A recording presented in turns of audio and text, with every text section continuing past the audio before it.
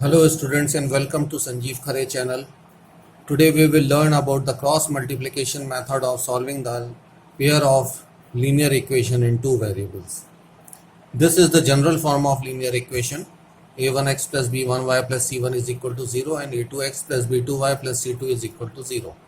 Now to solve the these equations by means of cross multiplication, we have to use the formula. अब मैं आपको बताता हूँ कि फॉर्मूला कैसे हमें ध्यान रखना है और बनाना है। तो सबसे पहले यहाँ पर आप लिखिए x डिवाइडेड बाय, फिर यहाँ पे लिखिए B C is equal to y upon C A is equal to 1 upon A B. इसके बाद ये बी सी के बीच में माइनस का साइन लगाइए, सी ए के बीच में माइनस का साइन लगाइए और ए बी के बीच में माइनस का साइन लगाइए। फिर यहाँ पर हम बी में 1 लिखेंगे, यहाँ 2 लिखेंगे, बी 1 2 1।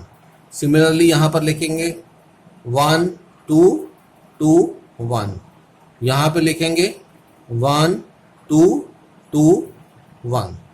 तो स्टूडेंट्स ये हमारा फॉर्मूला रेडी हो गया। Now this is the formula to be used in cross multiplication method. तो क्रॉस मल्टीप्लिकेशन मेथड से जब हम सोल्यूशन निकालते हैं तो हमें इस फॉर्मूले की ज़रूरत पड़ती है। इस इक्वेशन जो हमने बनाई है इसमें आप देख रहे हैं कि यहाँ पर a1 b1 a2 b2 c1 c2 वगैरह दिए हुए हैं। अब हमें इसको इक्वेशंस, जो भी हमको इक्वेशन दी होगी उनमें इन a1 a2 b1 b2 को निकालना होगा और इस इक्वेशन में पुट करना होगा। तो चलिए हम एक सिंपल इक्वेशन ले लेते हैं, पेयर ऑफ इक्वेशन ले लेते हैं और उसको हम सॉल्व करते हैं। तो जो इक्वेशन आज हम ले रहे हैं वो है 2x plus 3y minus 17 is equal to 0 and 3x minus 2y minus 6 is equal to 0। ये दो पेयर ऑफ लीनियर इक्वेशन है, इक्वेशन 1 एंड इक्वेशन 2।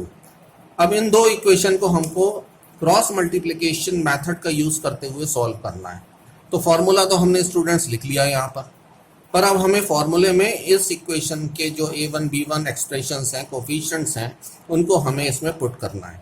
तो चलिए हम पहले a1 b1 c1 a2 b2 c2 के एक्सप्रेशंस लिख लेते हैं और उसके बाद हम उसको सॉल्व करेंगे।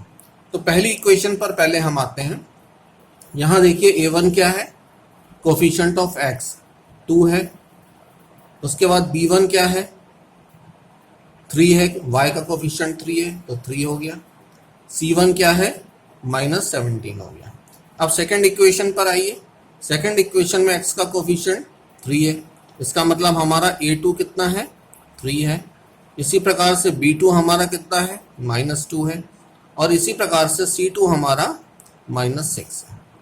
a1 b1 c1 और a2 b2 c2 की वैल्यू लिखने के बाद अब इन इक्वेशंस को हमने जो फॉर्मूला ऊपर बनाया हुआ है उसमें रखेंगे और सॉल्व करेंगे। चलिए स्टूडेंट्स ऐसा करते हैं। तो हम फॉर्मूले में रखते हैं x upon b1 is 3, then c2 is minus 6 minus b2 is minus 2 and c1 is minus 17 is equal to y upon c1. What is c1? Minus 17.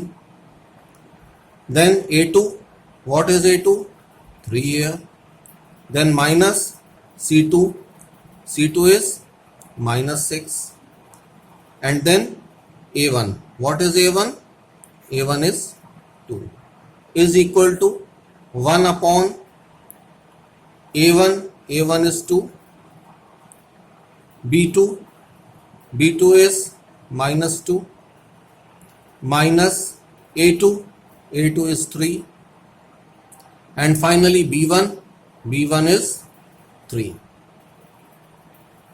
ये ध्यान रखिएगा स्टूडेंट्स कि ये जितने भी एक्सप्रेशंस हम रख रहे हैं इनको हम ब्रैकेट में यूज करके रखेंगे तो हमारे हमारी गलती कम होगी अगर जब हम इसको सॉल्व करेंगे, क्योंकि कहीं पर प्लस साइन आएंगे, कहीं पर माइनस साइन आएंगे, इसलिए मैं रिकमेंड करता हूं कि आप इसको जो है ब्रैकेट्स में रखिए।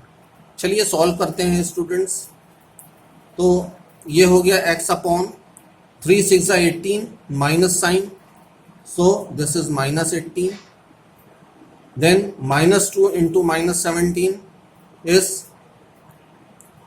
34, minus minus is there, so it is 34, but here also minus sign is there, so this becomes minus 34 is equal to y upon 17 3s are 51, but minus sign is here, so this becomes minus 51.